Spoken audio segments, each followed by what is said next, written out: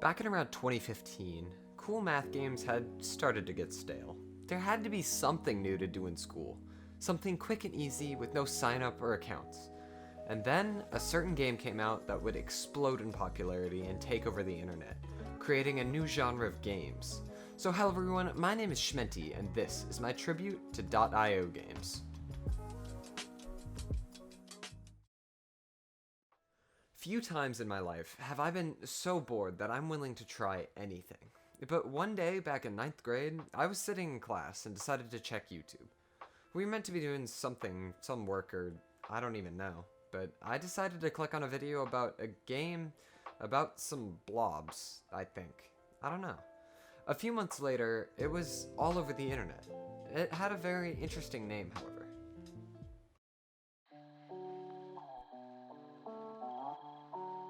The grandfather of all .io games. Agario, or Agar.io, was the first notable game in its genre.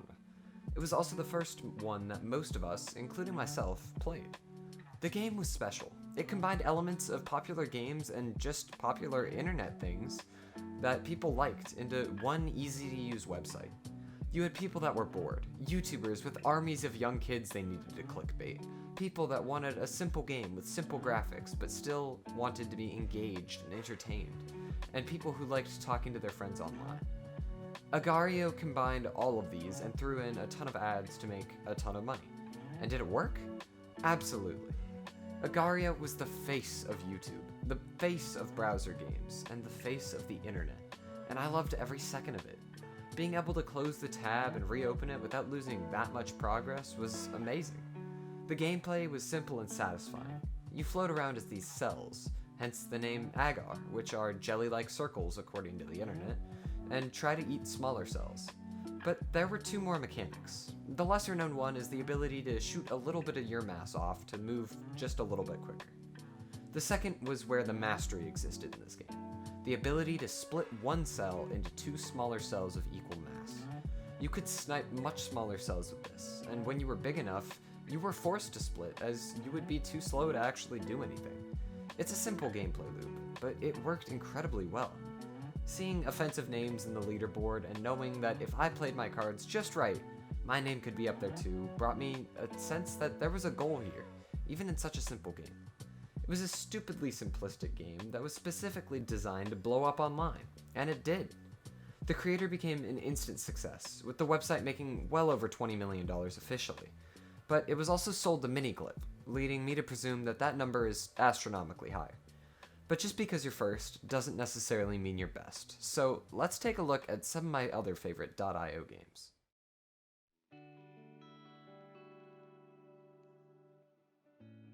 Where Agario walked, Slither.io ran.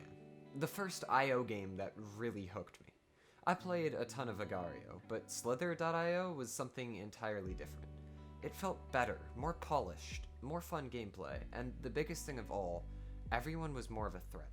You see, in Agario, if you're smaller than another player, you have to run away, as you stand no chance. But in Slither.io, even the smallest snake can kill the king of the leaderboard. The way you kill people in Slither.io is much different than Agario. In Slither, all you have to do is have a player collide their head into your body, much like the game Snake, except your own body doesn't hurt you.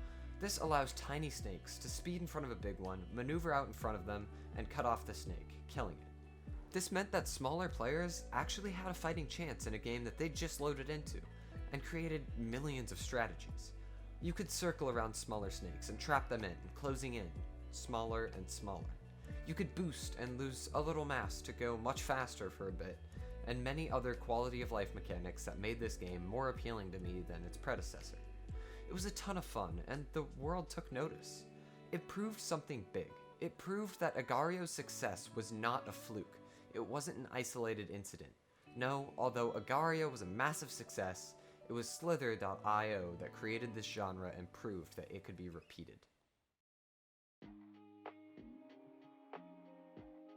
And now to the newest one I found, and probably my favorite, at least right now. Diep.io is an interesting game. Players control tanks and must both PvE and PvP to grow. It's ever-changing, with tons of different tanks to try out and different traits to level up. It's a weird take on the IO games, because it actually plays really well. I can't think of many bad things about the game. The ads were minimal for me, and I got a massive sense of accomplishment when I managed to kill a player. IOs launched the Battle Royale craze of 2017. If you think about it, this King of the Hill style of game is actually just a simple Battle Royale. And although I don't think IO games are dead or will ever be dead, it's easy to say that they're not in their prime anymore. I'm sure that there's still kids playing them in school. I'm sure there's a distant world out there where they still reign supreme. But for now, they lie in the back of my mind. A fond memory of a better time. A simple time. And I still hold a place in my heart for them. If you've never played a .io before, chances are you live under a rock or are above the age of 30. But go try one out. It's addictive, easy, and very, very satisfying. It's a great time waster, and right now in the world, I don't think that's much of a bad thing. Of course, there's much more than just these for IO games. These are just my favorite 3, in my opinion. If you have some favorite IO games, I'd love to hear them in the comments below, and maybe I'll make a video for them later, a part 2 for this. Let me know in the comments. Come check out my Discord and Twitch. Both links are in the description below. Thank you all so much for watching. This has been Shmenty, and I'll see you in the next one.